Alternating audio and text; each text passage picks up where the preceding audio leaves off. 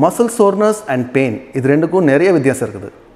Muscle soreness அப்படின்னா exercise பண்ணோம்னா அதுக்கு அடுத்த நாள் எந்த பாடிக்கு எக்ஸசைஸ் கொடுத்தோமோ அதில் ஒரு சோர்னஸ் இருக்கும், ஒரு சின்ன வலி இருக்கும். இது ஒரு நல்ல வலி. இது வந்து ஒரு நாளில் இல்லை 2 நாளில் ஆட்டோமேட்டிக்காக சரியாயிடும். இதுக்கு நீங்கள் பெருசாக எதுவும் பண்ண தேவையில்லை. பட் அந்த வலி வந்து ஒரு வாரத்துக்கு நீடிக்குது அப்படின்னா, and not only that, it has a different flavour to it. அந்த வலி வந்து ஒரு பிஞ்சிங் எஃபெக்ட் கொடுக்கும். பிஞ்சிங் எஃபெக்ட் அப்படின்னா குத்துற மாதிரியான ஒரு எஃபெக்ட். இப்போ நீங்கள் கீழே பெண்ட் பண்ணுறீங்க அப்படின்னா பேக்கில் ஒரு பிஞ்சிங் எஃபெக்ட் இருக்கும், குத்துற மாதிரி ஒரு ஃபீலிங் இருக்கும். கை மேலே தூக்குறீங்கன்னா ஷோல்டர்ஸில் ஒரு பிஞ்சிங் எஃபெக்ட் இருக்கும். அந்த மாதிரியான பெயின் வந்து இன்ஜுரி அப்படின்னு சொல்லிக்கலாம், provided it is prolonging beyond 1 week. Alright. So இப்போது இந்த 2 பெயினுக்கும் வந்து வித்தியாசம் நம்ம கண்டுபிடிச்சிட்டோம். நார்மல் சோர்னஸ்க்கு எதுவும் பண்ண தேவையில்லைன்ட்டாச்சு. ஆனால் இன்ஜுரிக்கு என்ன பண்ணுறது? இன்ஜுரிக்கு நீங்கள் நிறையா பண்ணலாம். ப்ரிகாஷியஸாக சில ஸ்டெப்ஸ் எடுக்கலாம். இன்ஜுரி வந்துடுச்சுன்னா அன்ஃபார்ச்சுனேட்லி அப்போது சில ஸ்டெப்ஸ் எடுக்கலாம். அதை பற்றி இந்த வீடியோவில் போக போக பார்க்கலாம். இப்போது இன்ஜுரி இல்லாமல் நம்ம வந்து இருக்க முடியுமான்னா கண்டிப்பாக முடியாது. இது வந்து ஒரு காரோ இல்லை பைக்கோ ஓட்டுற மாதிரி. உங்கள் வீட்டில் காரோ பைக்கோ இருந்துச்சுன்னா உங்களுக்கு தெரியும், நான் ஓட்டே மாட்டேன் அப்படியே வச்சுக்கிட்டேன் அப்படின்னா என்ன ஆகும்? ஜங்க் பிடிக்கும், ரஸ்ட் ஆகும், வண்டி சீஸ் ஆகிடும். அதே மாதிரி தான் நம்ம பாடியும். நான் எக்ஸசைஸே பண்ண மாட்டேன் அப்படியே வீட்டிலே இருப்பேன் அப்படின்னு நினச்சிங்கன்னா that is the worst decision you good take. கண்டிப்பாக நீங்கள் எக்ஸசைஸ் பண்ணணும். பட் எக்ஸசைஸ் பண்ணோம்னா கண்டிப்பாக இன்ஜுரியும் வரும். இன்ஜுரியோட மேக்னிடியூட் எவ்வளோ இருக்கும்னா அது உங்களோட ட்ரைவ் பொறுத்து. வண்டி ட்ரைவ் எப்படி இருக்குது அதே மாதிரி தான் உங்களோட மென்டல் ட்ரைவ். நீங்கள் வந்து எவ்வளோ சீரியஸாக அதை எடுத்துக்கிறீங்க, உங்களோட கோல் என்ன, அதை பொறுத்து தான் உங்களோட பெயின் அண்ட் இன்ஜுரி லெவலும் மாறும். இப்போது நீங்கள் வந்து சாதாரணமாக ஆவரேஜாக எக்ஸசைஸ் பண்ணணும், ஃபிட்டாக இருக்கும்னு நினச்சிங்கன்னா அதுக்கான மெயின்டெனன்ஸ் காசு எவ்வளோ ஆகுமோ அவ்வளோ நீங்கள் கொடுத்தாகணும். அதாவது ஒரு proper warm up, proper cool down, இந்த மாதிரியான சில விஷயம்லாம் ஃபாலோ பண்ணணும். அதுவே நீங்கள் வந்து ஒரு காம்படிஷன் லெவலுக்கு போகணும், ஒரு செலிப்ரிட்டி லெவலுக்கு ஃபோட்டோஷூட் கொடுக்கணும் அப்படின்னு ஒரு ட்ரைவோடு இருந்தீங்கன்னா அதுக்கான பேமெண்ட்டும் நீங்கள் கொடுத்தாகணும். காரை இல்லை பைக்கை வந்து ரேஸ்க்கு ஓட்டுவோம் அப்படின்னா யோசிச்சு பாருங்கள், மெயின்டெனன்ஸ் ஜாஸ்தி ஆகுமா ஆகாதா? Exactly same will happen with your body as well. So உங்களோட ட்ரைவ் பொறுத்து தான் நீங்கள் வந்து இன்ஜுரியை மெயின்டைன் பண்ண முடியும், கண்டெயின் பண்ண முடியும். அவாய்ட் பண்ண முடியாது. கண்டிப்பாக ஒரு மெயின்டெனன்ஸ் காஸ்ட் இருக்கும். இன்ஜுரி வராமல் எப்படி பார்த்துக்கலாம்? அங்கேருந்து ஸ்டார்ட் பண்ணுவோம். Prevention is better then cure, right? Sure, of course. What kind of prevention? We all know, warm up பண்ணணும் எக்ஸசைஸ்க்கு முன்னாடி, எக்ஸசைஸ் முடிச்சதுக்கப்புறம் கூல் டவுன் பண்ணணும். பட் வார்ம் அப்பில் என்ன பண்ணுறோம்? நிறைய பேர் பார்த்திங்கன்னா ஓடுவாங்க, வாக் பண்ணுவாங்க, விச் இஸ் ஆல் குட். ஒரு கார்டியோ எக்ஸசைஸ் பண்ணுவாங்க. ஷோர், அது வந்து சிஸ்டமிக் எக்ஸாஷன் கொடுக்கும், சிஸ்டமிக் டெம்பரேச்சர் இன்க்ரீஸ் பண்ணும். ஆனால் நீங்கள் பண்ண போகிறது exercise, strength training exercise. For example chest டேனா bench press பண்ண போகிறீங்க. ஸோ அப்போது வார்ம் அப்புங்கிறது வந்து ஃபஸ்ட் செட் பண்ணுறீங்க இல்லையா பெஞ்ச் ப்ரெஸ்ஸில், அது வந்து light to very very light வெயிட்டில் நீங்கள் நிறைய ரெப்பிடேஷன்ஸ் கொடுத்து பண்ணணும். அதுதான் ப்ராப்பர் வார்ம் அப். சில பேர் ஸ்ட்ரெச்சிங் பண்ணுவாங்க. Stretching is also not good. It's not a good form of warm up. Now stretching is of different types, static stretching and dynamic stretching. Static stretching is not good for warm up. Static ஸ்ட்ரெச்சிங்னா ஒரு stretch பொசிஷனை அப்படியே hold பண்ணுறது 30 to 40 seconds. Dynamic ஸ்ட்ரெச்சிங்னா இந்த மாதிரி movement கொடுக்குறது. Dynamic stretching is fine provided you do dynamic stretching for that body part which you are going to target for the day. அவ்வளோதான். என்ன கேட்டிங்கன்னா இது எல்லாமே கன்ஃபியூசிங்காக இருந்துச்சுன்னா பேசாமல் ஃபோம் ரோலிங் பண்ணிக்கோங்க. It could be used before the exercise as well as after the exercise. You cannot go wrong with foam rolling. நான் ஃபோம் ரோலிங் பற்றி ஒரு வீடியோ போட்டிருக்கேன், அதோட லிங்க் வேணால் கொடுக்குறேன், நீங்கள் அதை போய் பாருங்கள். நெக்ஸ்ட் நீங்கள் ஃபோக்கஸ் பண்ண வேண்டியது வந்து எக்ஸசைஸ் செலெக்ஷன். இப்போது ஒரு பர்டிகுலர் பாடி பார்ட்டுக்கு எந்த எக்ஸசைஸ் வந்து மினிமலி அப்யூசிவாக இருக்குது, மேக்ஸிமலி எஃபிஷியண்ட்டாக இருக்குது. அதாவது இதில் வந்து தேய்மானம் கம்மியாக இருக்கணும், ஆனால் அவுட்புட் லாபம் வந்து நிறைய கிடைக்கணும். அந்த மாதிரியான எக்ஸசைஸ் நீங்கள் வந்து செலக்ட் பண்ணணும். ஸோ அதுக்கு ஹியூமன் அனாட்டமி தெரியணும், insertion and origination of those muscles என்னன்னு தெரியணும், பயோமெக்கானிக்ஸ் தெரியணும். பயோமெக்கானிக்ஸ்னால் என்னென்னா லைஃப், மூமெண்ட், கின்சியாலஜி கூட சொல்லுவாங்க. சிம்பிளாக சொல்ல போனோம்னா நீங்கள் என்ன பண்ணணும்னா, நான் பயோமெக்கானிக்ஸ் பற்றி ஏற்கனவே நிறைய வீடியோஸ் போட்டிருக்கேன். ஒரு பாடி பார்ட்டுக்கும் அதை போய் குயிக்காக பார்த்துக்குங்க. அப்போ தான் உங்களுக்கு தெரியும் இந்த பாடி பார்ட்டுக்கு இந்த எக்ஸசைஸ் தான் நல்லாயிருக்கும் அப்படின்ட்டு. அது ஏன் நல்லா இருக்கணுங்கிறது அந்த வீடியோவில் எக்ஸ்பிளைன் பண்ணியிருப்பேன். அது இஷ்டம் இல்லவங்க பார்க்கலாம், இல்லாட்டி you can just fast forward and only focus on exercises. So இப்போ வந்து நிறைய பேருக்கு டவுட் இருக்குது, என்ன பயோமெக்கானிக்னால் நீங்கள் என்ன சொல்ல வரீங்க அப்படின்னா, பயோமெக்கானிக்ஸுங்கிறது வந்து நேச்சுரலாக எந்த மூமெண்ட் வந்து நல்லா ப்ரொடியூஸ் பண்ணலாம் ஹியூமன் பாடியில், அந்த மூமெண்ட்டில் ப்ராப்பரான வெயிட்டு கொடுத்து ப்ராப்பரான டைரெக்ஷனில் அதோட ஸ்ட்ரென்த் கர்வை ஆனர் பண்ணி பண்ணுறது தான் பயோமெக்கானிக்ஸ். இப்போது நீங்கள் வந்து ஷோல்டர் எக்ஸசைஸ் பண்ணுறீங்க இல்லையா, சைட் ரேசஸ் எப்படி பண்ணுவீங்க, இந்த மாதிரி பண்ணுவீங்க ரைட். ஆனால் சில பேர் வந்து அப்ரைட் ரோவிங் பண்ணுவாங்க, இந்த மாதிரி பார்பல் வச்சுக்கிட்டு இப்படி பண்ணுவாங்க. ஸோ இப்போ இது ரெண்டில் எது நல்ல எக்ஸசைஸ்? அதுக்கு ஆன்சர் நீங்கள் எப்போ சொல்ல முடியும்னா, இஃப் யூ அண்டர்ஸ்டாண்ட் பயோமெக்கானிக்ஸ். குயிக்காக பார்த்துக்கலாம், I won't take much time because I have already handle this before. இப்போ நீங்கள் இப்படி பண்ணுறப்போ your side deltoids is working, okay. ஆனால் நீங்கள் இப்படி பண்ணுறப்போ not only side deltoids, other heads of shoulders are also participating.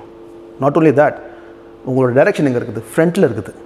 So என்ன ஆகும், நீங்கள் ஃப்ரண்ட்டில் பெண்ட் பண்ணுவீங்க, உங்களோட பேக் ஆட்டோமேட்டிக்கலி லோட் ஆகிடும் whether you like it or not, correct. Not only that, நீங்கள் வந்து கீழே வந்து வெயிட் இருக்குது. ஸோ டைரெக்ஷன் ஆஃப் ரெசிஸ்டன்ஸ் எங்கே, கீழ் நோக்கி இருக்குது.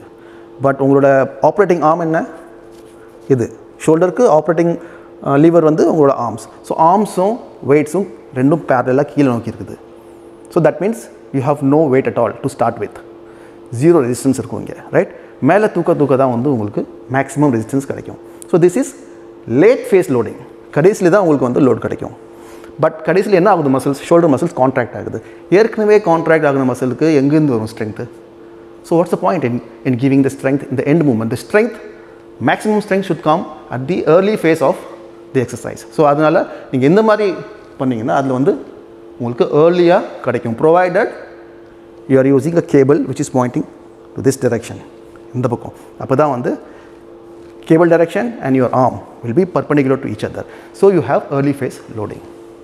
Okay, அது மட்டுமா? இப்போ நீங்கள் பார்த்தீங்கன்னா வெயிட்ஸ் நிறைய தூக்குற மாதிரி இருக்கும் அப்ரைட் ரோவிங்கில். ஏன்? Because your operating length has reduce. நீங்கள் இப்படி பண்ண வேண்டியது இப்படி வச்சு பண்ணுறீங்க. ஸோ இந்த ஃபோராமே எடுத்துக்கங்களேன். Just imagine that you don't have a forearm. What is happening? You are basically doing this right. அதுக்கு நீங்கள் பேசாமல் எப்படி பண்ணிட்டு போயிடலாமே. இப்படி பண்ணுறதுல உங்களுக்கு இன்டர்னல் ரொட்டேஷன் கூட வருது.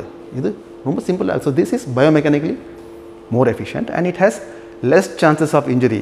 நம்ம பாயிண்ட்டுக்கு வருவோம். We are talking about injury prevention. Okay, so தேவையில்லாமல் ஷோல்டரை வந்து அங்கேயும் இங்கேயும் சுற்றிக்கிட்டு தேவையில்லாமல் உங்களோட ஃபோர் ஆர்ம்ஸில் வந்து ஸ்ட்ரெயின் கொடுத்துக்கிட்டு நீங்கள் இன்ஜூர் ஆக வேண்டாம். பேக்கையும் நீங்கள் வந்து சேஃபாக வச்சுக்கலாம். So keep it simple as far as possible. So this is one example of biomechanics for shoulders. Finally, exercise execution. Always remember never to go till failure. Okay, so you have to do multiple challenging sets. எல்லாமே வந்து சேலஞ்சிங்காக இருக்கலாம். ஆனால் நீங்கள் failure போக போக என்ன ஆகும்னா உங்களோட tendon along with muscles and bones injure ஆகிறதுக்கு சான்சஸ் ஜாஸ்தி ஆகிடும். Atleast never do it alone. Alright, so there is actually no need to go to failure. நீங்கள் வந்து ஹிட் ட்ரைனிங் பண்ணுறீங்க, okay, but hit training versus volume training பார்த்தீங்கன்னா volume training தான் ஃபிட்னஸில் நிறையா propose பண்ணுறாங்க. There are a lot of proponents for volume training but very few people for HIIT training. Not that HIIT training doesn't work, it works, but அதுக்குன்னு ஒரு protocol இருக்குது. அதை பற்றி நம்ம ஏற்கனவே பழைய வீடியோவில் பார்த்துட்டோம். ஸோ உங்களுக்கு வந்து என்னென்னா, if you are injury conscious you should go for volume. அதுதான் வந்து சயின்டிஃபிக்கலியும் ரிசர்ச் பண்ணி ப்ரூவ் பண்ணுது. Multiple challenging sets would give you better growth than total failure. Okay, and not only that, இன்றைக்கி ஒரு பாடி பார்ட் எடுத்திங்கன்னா நாளைக்கு அந்த பாடி பார்ட்டை ரிப்பீட் பண்ணவே கூடாது. Should give some rest. Every third day வந்து அந்த பாடி பார்ட்டை ரிப்பீட் பண்ணுங்கள். இதை பற்றி நம்ம ஏற்கனவே பாடி பில்டிங் பேசிக்ஸ் வீடியோஸில் பார்த்துருக்கோம்.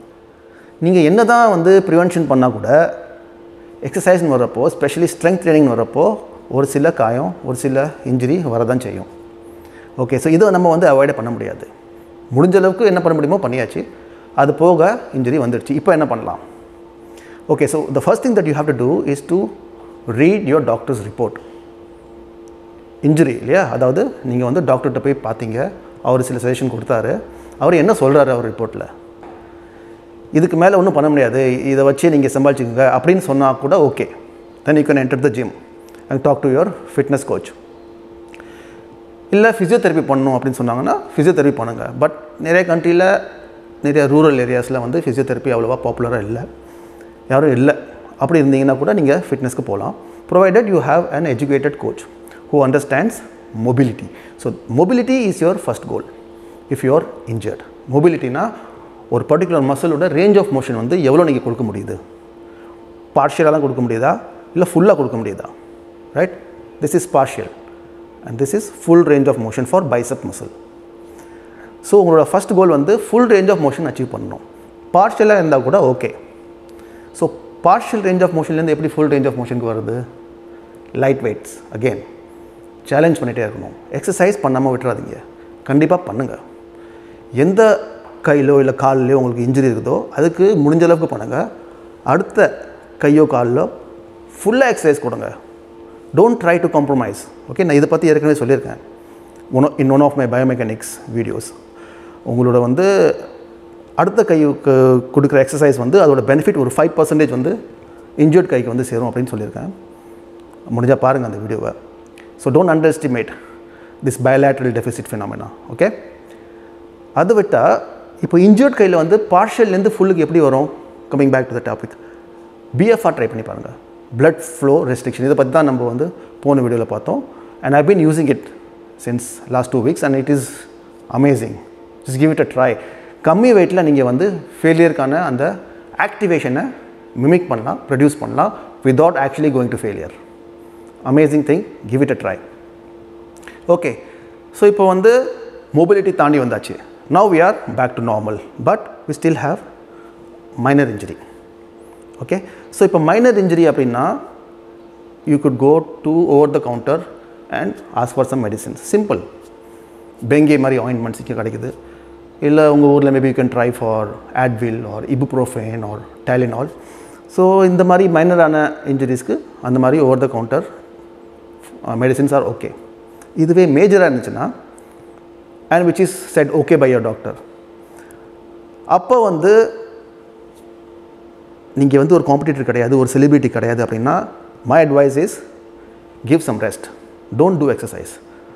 ஏற்கனவே இருக்க இன்ஜுரியை பெருசாக ஆக்கிடாதீங்க. ஓகே, இல்லை நான் பண்ணியே ஆகணும், நான் வந்து ஒரு காம்படிட்டர், இல்லை நான் வந்து ஒரு ஃபோட்டோஷூட்டுக்கு வந்து கமிட் பண்ணிட்டேன், இந்த காம்படிஷனில் வின் பண்ணால் தான் எனக்கு வந்து என்னோடய லைஃபே மாறப்போகுது, ஜாப் ப்ராஸ்பெக்ட்ஸ்னால் அதை வச்சு தான் இருக்குது, ரயில்வேஸில் எனக்கு ஒரு ஜாப் ஆப்பர்ச்சுனிட்டி கிடைக்கும், சர்வீசஸில் என்னை வந்து கூப்பிடுவாங்க அப்படின்னு இருந்துச்சுன்னா ஐ ரெஸ்பெக்ட் தட். அந்த டைமில் and unfortunately if you have a major injury, அப்போது நீங்கள் வந்து மெடிசினல் ஸ்டெராய்ட்ஸை யூஸ் பண்ணணும். I said medicinal steroids. To be very specific, these are corticosteroids. நீங்கள் பார்த்துருப்பீங்க ஓல்ட் ஏஜ் பீப்புளுக்கு வந்து ஆர்த்ரைட்டிஸோ ரிமட்டாய்டிஸோ இந்த மாதிரி இருந்துச்சுன்னா அவங்க வந்து ஒரு இன்ஜெக்ஷன் போடுவாங்க. அது வந்து உங்களுக்கு ஒரு ரிலீஃப் கிடைக்கும், ஒரு 3 to 4 months நல்ல ரிலீஃப் இருக்கும். ஸோ இது வந்து டாக்டரோட ப்ரிஸ்கிரிப்ஷனை தான் நீங்கள் வந்து போய் எடுக்கணும். உங்கள் ஊரில் அது மாதிரி டாக்டர் கொடுக்க மாட்டாங்கன்னா I leave it to you, but be careful. At least உங்கள் ஃபார்மசிஸ்ட் கூட அவர்கிட்ட கன்சல்ட் பண்ணிக்கோங்க, அதோட ப்ரோஸ் அண்ட் கான்ஸ் என்னன்னு தெரிஞ்சு யூஸ் பண்ணுங்கள். Ask for hydrocortisone. Heat therapy கேள்விப்பட்டிருப்பீங்க, கோல்ட் தெரப்பியும் கேள்விப்பட்டிருப்பீங்க. சப் கோல்ட் தெரப்பி கேள்விப்பட்டிருக்கீங்களா? அதுதான் க்ரையோஜெனிக் தெரப்பி. இதுதான் வந்து latest in technology and it is being well researched.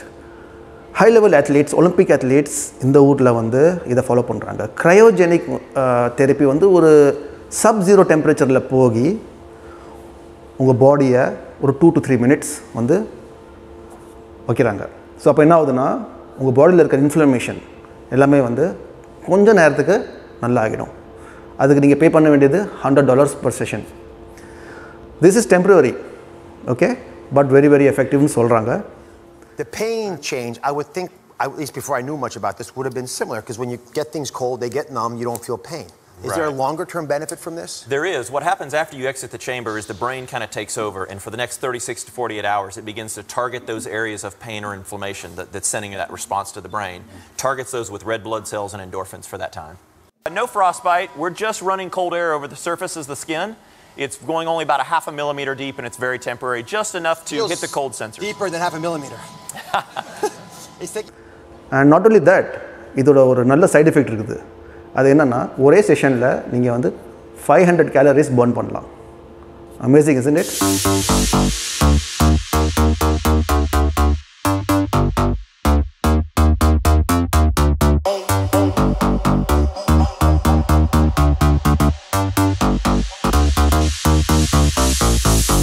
So இன்ஜுரின்னு எடுத்துக்கிட்டிங்கன்னா மெயினாக அது வந்து சந்திக்கிறது வந்து ஓல்டேஜ் பீப்புள் தான், வயசானவங்க. நீங்கள் என்ன தான் வந்து எக்ஸசைஸ் பண்ணியிருந்தால் கூட சின்ன வயசில் நீங்கள் பண்ண சில தப்புலாம் வந்து ஓல்டேஜில் வெளியே வந்து காட்டும். ஸோ இப்போ ஓல்டேஜ் பீப்புளுக்கு வந்து நம்ம வந்து எப்படி இன்ஜுரி ப்ரிவெண்ட் பண்ணலாம், ஒரு எப்படி இன்ஜுரியை வந்து சந்திக்கலாம் அப்படின்னு பார்க்கலாம். ஸோ இப்போ ஓல்டேஜ் பொறுத்த வரைக்கும் என்னென்னா நாட் ஒன்லி ஓல்டேஜ், எல்லாருக்குமே வந்து சில கைட்லைன்ஸ் இருக்குது, இவ்வளோ தான் வந்து ப்ரோட்டீன் சாப்பிடணும் அப்படின்ட்டு. எஸ்பெஷலி ஸ்ட்ரெங்த் ட்ரைனிங் பண்ணுறவங்க வந்து 0.8 to 1.5 grams per kilograms of your body weight அப்படின்னு சொல்கிறாங்க. ஸோ நீங்கள் 80 kilos இருந்தீங்கன்னா உங்களுக்கு வந்து 64 grams அப்படின்னு சொல்கிறாங்க. பட் என்னென்னா இப்போது ஓல்டேஜ் வர வர உங்களோட தன்மை இருக்குது இல்லையா, ப்ரோட்டீன் டைஜஸ்ட் பண்ணுற தன்மை, அதை யூட்டிலைஸ் பண்ணுற அந்த எஃபிஷியன்சி வந்து கம்மியாகிட்டே போகும் ஆஃப்டர் த ஏஜ் ஆஃப் 40.